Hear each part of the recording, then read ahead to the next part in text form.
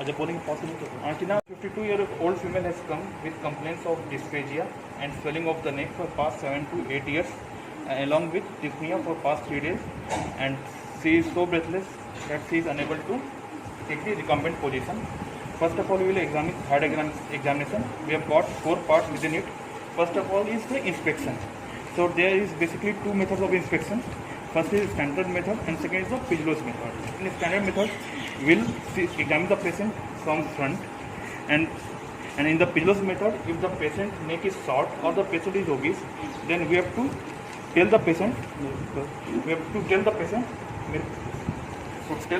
to put the hand backward and extend the neck like this. Okay, so do like this. This is called the Pigloss method, and simple method of examination is called standard method. एक बार हाथ ऐसे करिएगा, जोर से धक्का दीजिए पीछे की तरफ, जोर से धक्का दीजिए. So this is the Pigloss method. In it we will look for the size and shape of the goiter. Actually, you have to measure the size using a measuring tape and also the shape of the goiter. Then we will look for the size and shape of the goiter. Size will measure by the measuring tape and look at the shape. In this case, we can see it is bilobular and extending on the both sides of the trachea. And we also see the location. If the goiter is in the midline or only one side of the trachea or on both the side of the trachea, the goiter is enlarged or not. As you can see in this case, the thyroid mass is enlarged on both the sides. Okay, so this is the location of this. Now we look for the borders. If the border is smooth or rough, we'll just look. Okay, then go for the extent of the swelling.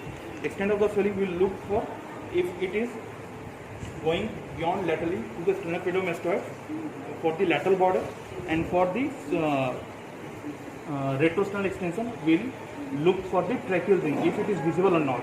In this case, the mass is obstructing this suprasternal notch and also there is visible pulsation over there, so we can say that there is retrosternal extension of the goiter.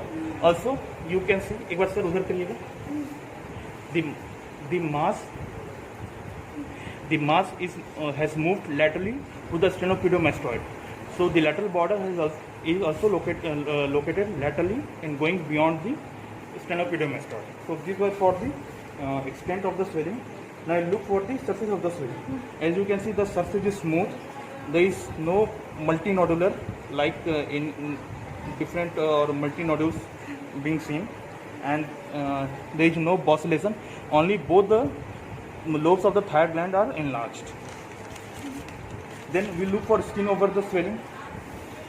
If there is any redness or edema or any scar mark is there or not, or any sinuses like thyroglossal fistula is present or not, or any dilated veins are prominent or not. So these were for the skin. Then look for any visual pulsation. As you can see, there is a visual pulsation over the suprasternal area. Here is the pulsation. So this is suprasternal pulsation. Then we will look for the upward movement of the thyroid gland, which we can do by asking the patient to debilitate either water. पानी रखें क्या? पानी रखें, थोड़ा सा पानी